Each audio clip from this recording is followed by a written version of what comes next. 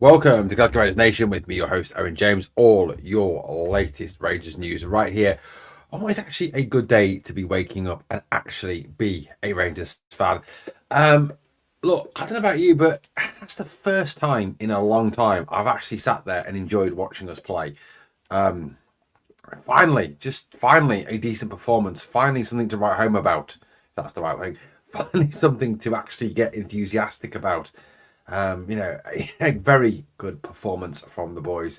Was it perfect? No, of course it wasn't perfect. It could have been four, it could have been five, sorry, it could have been six, seven, eight, or maybe even more. And obviously, Jack Butland will be devastated to have conceded a goal and not got his clean sheet, but a very, very good goal by Nice. Anyway, from that free kick that was pretty much unstoppable. But some positives to look at from last night's game. Some real positives from last night's game. I mean, you pick out the key players that from last night. I thought Sterling, Barron, Raskin, Cheney, and obviously Hamza were the real standouts from the game. Some excellent performances from those players. I mean, where to start on the night? I think, look, it would be easy to start with Hamza Igamane because the guy scored two goals and was as a class. And we will talk Hamza Igamane. We will talk how perhaps that affects the striker situation going forward. Um, but I want to just give a special mention to Vaslav Cheney. I thought he was excellent last night again. And he was constantly a threat, constantly causing them trouble, constantly running at them. You know, just been the live wire, been that guy that is the sort of game changer, just quality all over. And he gets his goal, obviously, to get us the lead, but just all over, he was absolutely excellent again. And I think there's no kind of strangeness in the situation where, he doesn't have Tav behind him. He has Sterling behind him. He looks class again. Why? Because he hasn't got to worry about tracking back. Why? Because he hasn't got to worry about slowing down. He just looks different class. And I thought Cheney deserves a special mention, after his performance last night and the difference he makes and the worry that he causes the opposition is quite frightening. I thought he was very, very good again last night. I've got to say, Barron and Raskin away in Europe, absolutely perfect. I do think it's something we do need to look at in domestic football, though. Do we really need both of those players? Yes, maybe against Celtic, even maybe against Aberdeen, but certainly not against the likes of Hibs and Hearts and Killy and that lot. Is that something we can change? Is that something we can kind of look at doing that a different way, or perhaps even get one of those two players doing something slightly differently? But I thought last night they were absolutely superb. They helped Rangers do the key thing in that game, which was take control of the midfield, absolute dominance. And Nice didn't have time to settle when they did have the ball because they constantly had Raskin snapping in, Barron snapping in.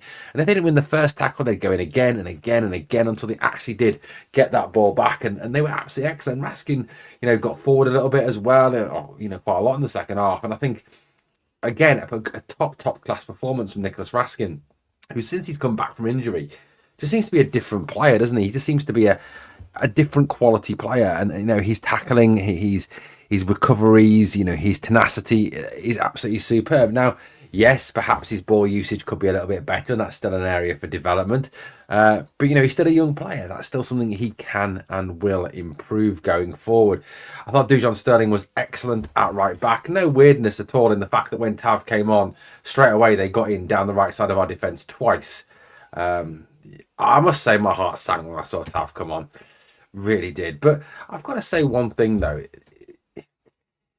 Does anyone else find it strange that last 23 minutes against Motherwell semi-final, we take off Dessers and Tav, suddenly we look better going forward, we look quicker, we look more fluid, we just look a better all-round team.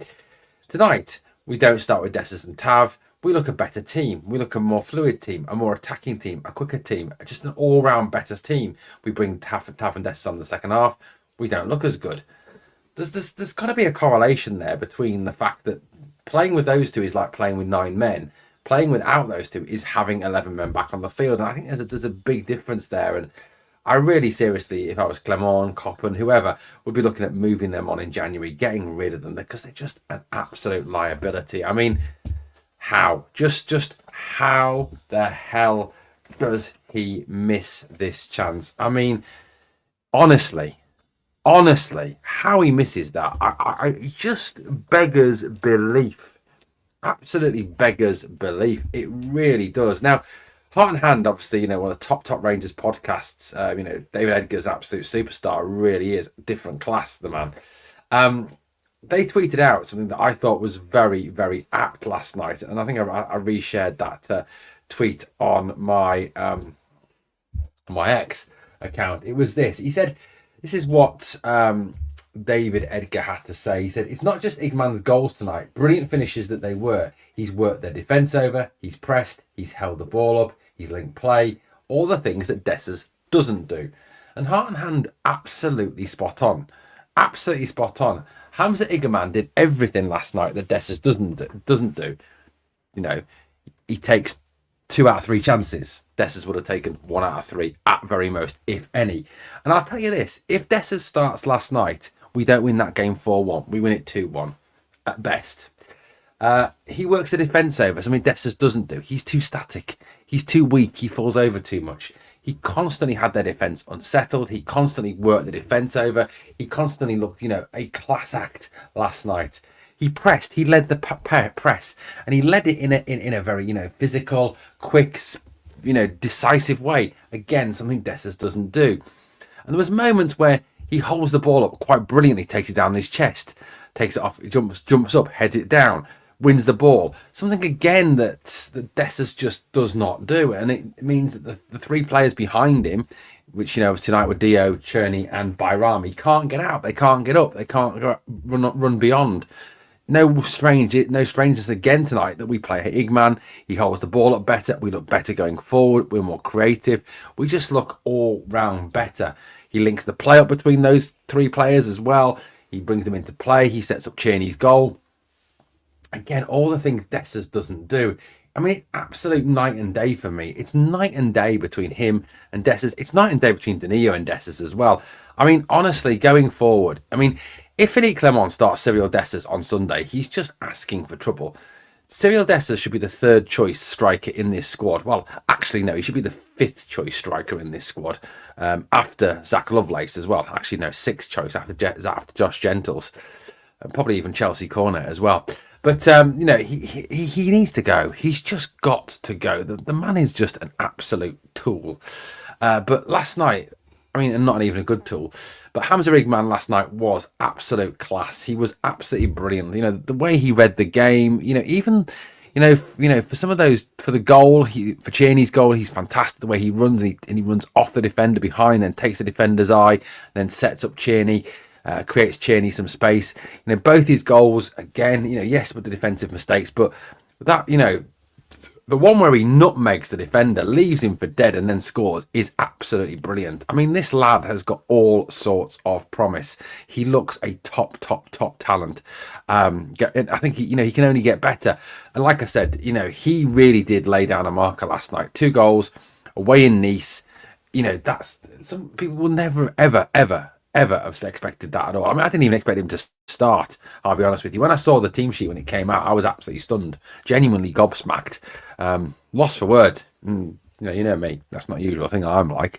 But I thought again tonight, Hamza Igamane, absolutely superb. 3 goals in 3 games now in Europe. Brilliant, absolutely brilliant.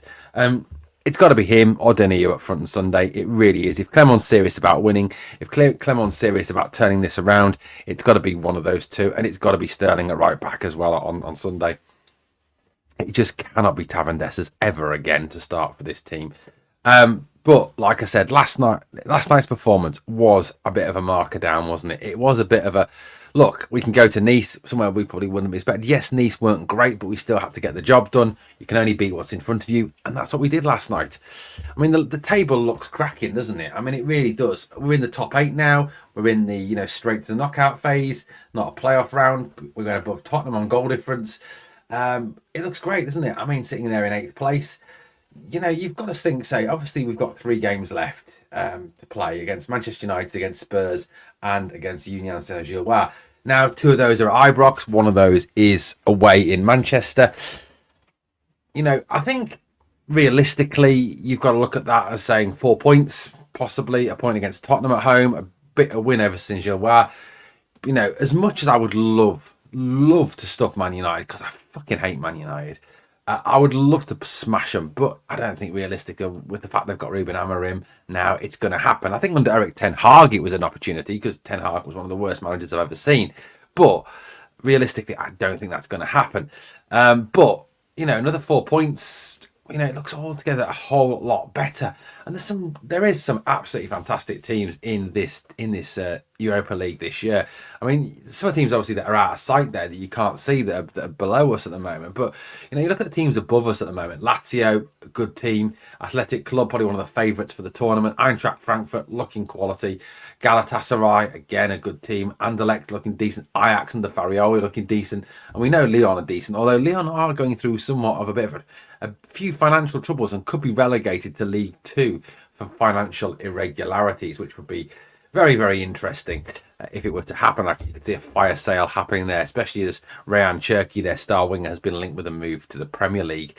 But look, that last night, a top performance. Again, and it's like I said on the videos in the build-up to the game last night, it's such a Rangers thing to do, to go and win in Nice and probably not win on Sunday against St Johnstone. But I really don't want to hear or see the excuse that, they're tired, they've travelled, blah, de blah, de blah. We need to go out and play that against St Johnstone. Yes, it'll be tougher from the aspect that St Johnstone won't want to play us, they'll low block, etc., etc. But there's nothing to stop us moving the ball with a bit more speed against St Johnstone, trying those things, playing with that bit more creativity, and going for them. Look, between now and the 15th of December, there can be no more mistakes. There can be no more slip-ups. Clermont is hanging by a thread at this moment in time. Yes, last night was a good result, but it changes nothing. He's still the same manager, and he's got to show that in the next 5 games, 6 games, whatever it is, he can win all those games, start to show development, start to show progress, or he's going to be out on his ear, if we lose the cup final, which, I think there's a good chance of. But, this performance last night's got to give the players heart. It's got to give the manager heart. It gives the fans heart. It was a good performance. Like I said, you can say what you want about Nice and their performance, the changes they made. But like I said, you can only beat what's in front of you. And going away in Europe is not easy. So that's why you've got to admire what we did last night. Now, obviously, on the channel here, we'll build up towards the St Johnstone game on Sunday. We'll have the live stream of the game here, so please come and join us for that. We've also got a preview pod on Saturday night as well, so come and join us for that. A lot coming up, obviously, still this week as we build towards that game on Sunday. Well, thank you very much for watching Glasgow Rangers Nation. As always, if you can smash the sub, ring the bell, everything we can to try and hit that 7,000 subscriber mark by Christmas Day would be phenomenal if we can get there. Thanks for watching. One Rangers family. We are the